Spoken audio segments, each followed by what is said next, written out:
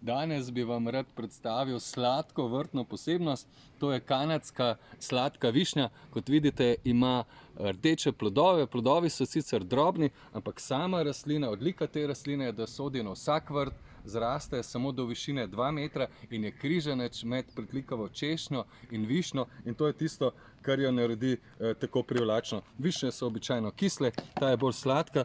Pred sajenjem vedno razrhljamo sadike oziroma korenine, potem pa sadimo. Mi smo že skopali sadilno jamo. Sadilna jama naj ne bo pregloboka, 50 cm globoka, široka. Na dno damo kar sadjarsko gnojilo, ki ima več kalija, kajti vso sadno drevje ima to rado. Dodamo približno 5-10 cm zemlje, potem dodamo organsko gnojilo. Pri nas smo uporabili kar zemljo od šampinjonov, ki je zelo bogata, hranilna, tako da bomo zdaj vse skupaj kar posadili.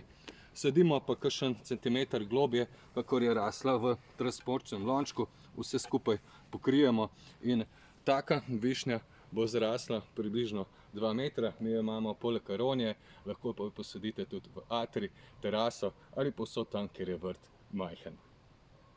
Kanadska sladka višnja je idealna za vaš vrt, lahko jo naročite kar v komentarjih spodaj.